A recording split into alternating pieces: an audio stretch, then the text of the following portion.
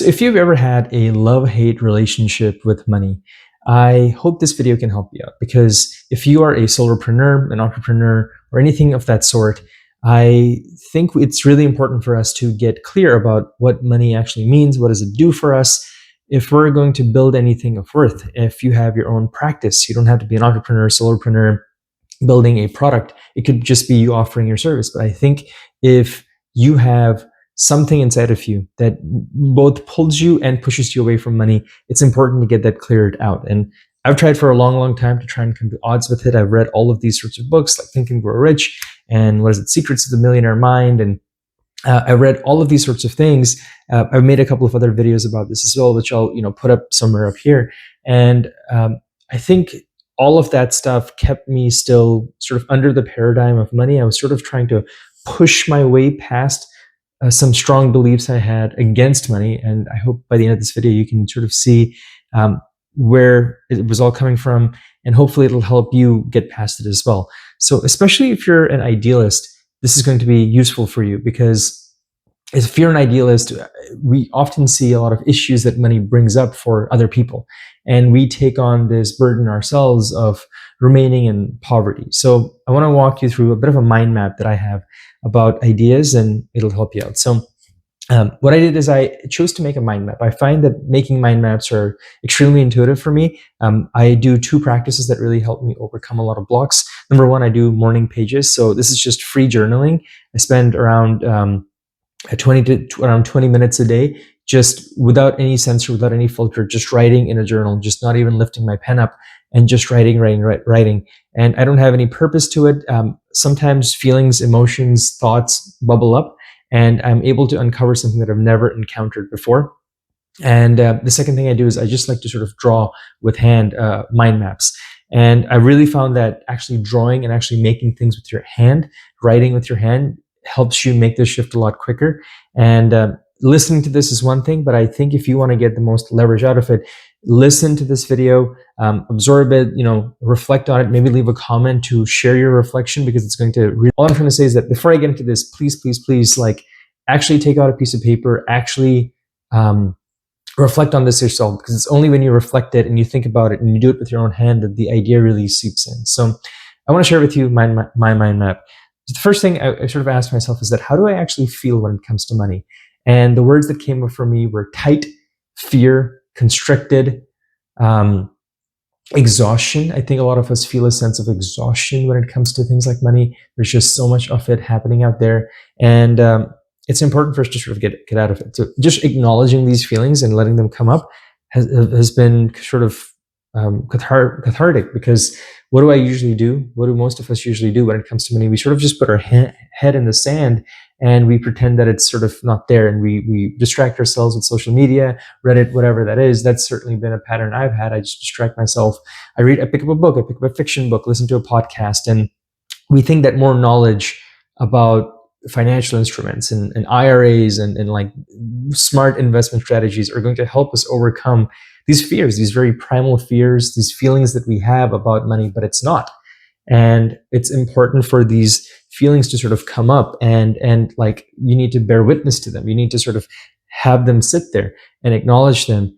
And something remarkable happens, that like when you let that happen, the fear sort of passes through you. These feelings sort of get processed a lot more easily. So actually write out, like, what are your feelings about money? When I ask myself, who do I think I'm going to become when I get a lot of money, the first person that comes to my mind is this idea of Mr. Wonderful, right? Kevin O'Leary. I went to the same school he did. I encountered a lot of people who had similar attitudes about money. Their personalities, their demeanors were a lot like that. And I'll post a link to those videos where I share my experience with business school and just the education system. I met a lot of people like that, and I think the words that came to my mind were these cold, calculating, shark-like creatures who are sterile, who are just here to sort of eat someone else up. And those sorts of images don't really appeal to me. They actually feel kind of exhausting to even think about. Like, I don't want to be that kind of person. I want to be the sort of person who is warm, who's sort of fuzzy, who helps people, who is generous, who's good. And I see someone like Kevin O'Leary, who's just this shark, and appropriately he's on a Shark Tank. He's part of Shark Tank. Makes a lot of sense, but I don't want to be that. And so the images that came up in my mind when I talked to myself about who do I want to be, like what kind of person will I be if I had money, was Kevin O'Leary. And there's such a large number of media, so many movies that I've seen, so many TV shows that I've seen where these rich people are portrayed as evil. And people who just have a lot of money are considered this way. So but that's the image that I had in my head, and I really wanted to acknowledge that for just a few moments before I did anything else. So that's the image that came up for me. What do you think you'll have to do to get to having a lot more money? And again, the ideas that came up to my mind as I was mind mapping this was like, I'll have to put people second. I'll have to put my health second. I'll have to be extremely super competitive and just cut other people down, cut other companies down, put other people down. And I'll just sort of have to cut off my own emotions. I'll have to be this sort of person who is working all the time. And I've encountered a lot of people like that very personally, like close up in my life, who have who make seven figures, who make a lot of money, and they have no friends. They're completely isolated. They only have business associates. They don't really have any friends. And I've seen them up close, like just put people second. And it's just been one of the most destructive things that I've seen up close. So again, I'm building this association in my head that, well, money makes you this way. Money makes you like Mr. Wonderful. Money makes you this cold, hungry shark. Money is something that is a source of fear. Money is a source of constriction. Money is a source of tension. And the two things that I think, like, these are personal things, but I think if I zoom all the way out, what I'm finding out is that the ideas that that money has in my mind are, what have I seen in the world about money, right? So I'm just talking about individual people right now. The next question I ask myself is that, like, how do I actually perceive money in the world? And what I'm finding out that came up for me is that money has become a source of dehumanizing people, commodifying people, not just people, but I think nature as a whole. Everything is looked at from an economic calculation. Everything is looked at from, how much money can you make me? What is your worth? Everyone is told to commodify themselves, put themselves in a very small niche, and that's all you're meant to live in. Like, you're meant to live in this tiny bubble, and here's what I do, here's my fees, and just do this, and okay, I paid you, so like, I don't really care about your humanity. Deliver the thing that I paid you to do. And we're seeing across the world, really, that the natures between employers and employees, the nature between the environment and economics, the nature between all of these things are breaking down completely. Where, because money is the driving equation, money is the driving force behind these sorts of things, it's putting a lot of us in a very precarious position. And I have all of these feelings come up for me as I think about money. And the last part of it is just systematically, what does money mean to me? And the two things that came for me was this deep sense of unfairness. I think in my head, I think all of us have this feeling that we want the world to be fair. We want the world to be a good place. We want hard work to be rewarded. We want good people to have good things. And then you see someone who is, making more money than they would have, if they were making, $100 an hour, $100 a minute, even between now and, I'm recording this in 2025. So, like, even if someone had been working since the year zero, right, until the year 2025, they would not have been able to make $1 billion, right? Like, even at $100 an hour, which is kind of crazy if you think about it. So this idea of fairness is very important to all of us. And we think of someone who's a billionaire, someone who's extremely filthy rich, as they call it.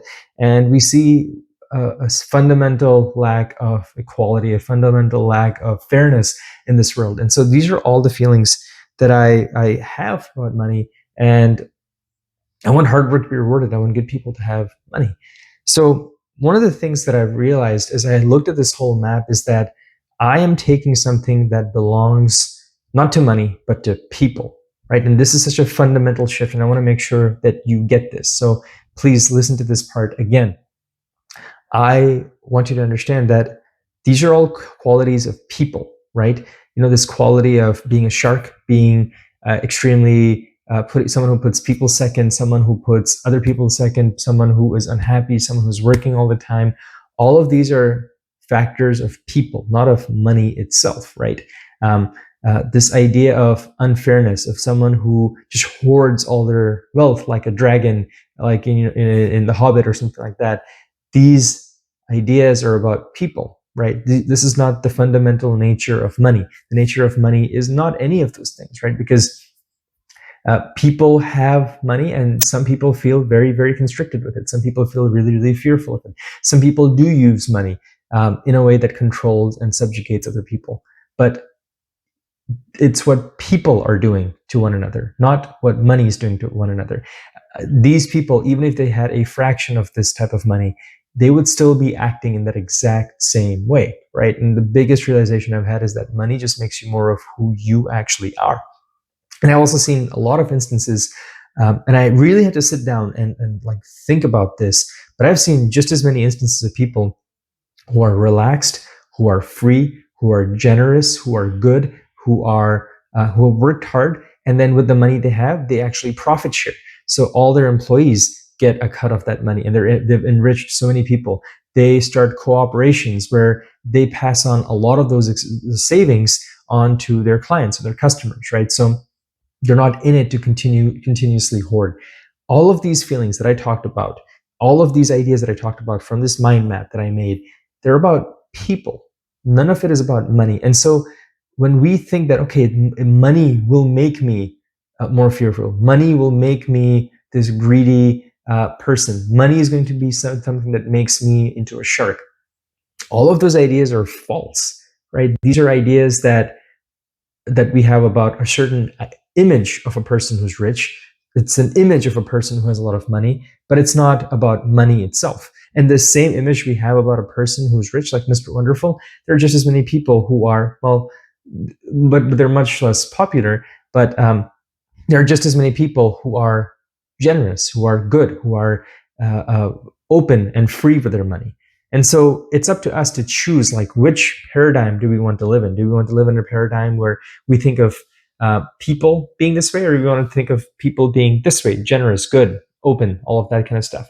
And when you realize that, like, money itself doesn't have a fundamental nature, money itself is good and generous, then we don't have to feel so constricted. Like, we can choose a different relationship with money. We don't have to approach it fearfully. We don't have to approach it with constriction. We don't have to approach it with any of this lack and limitation and this feeling of unfairness when we approach it. In the culture that I'm from, money is represented by Lakshmi. She's the goddess of wealth, and she is a loving, generous person.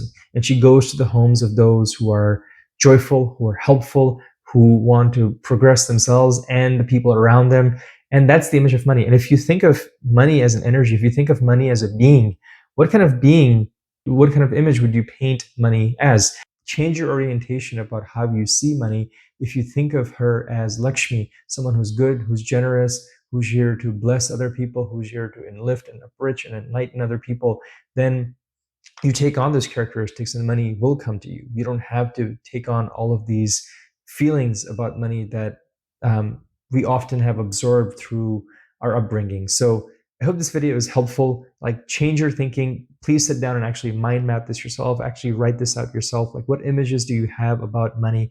What images do you have about people who have a lot of money? And start to separate out these beliefs, right? Because money itself is neither good nor bad. But if you were to draw an image of the energy of money, if money was represented as a being, what kind of being would she be? Would she be someone like Lakshmi, or would she be someone who is a bit of a Scrooge, a bit of like the dinosaur from The Hobbit, Smaug? Draw those images out, because I think it's going to really help you overcome a lot of these fundamental blocks you have.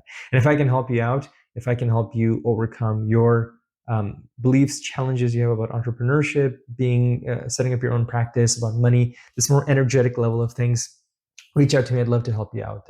And do share your reflection below. I think it's going to help me make further videos. Thanks a lot.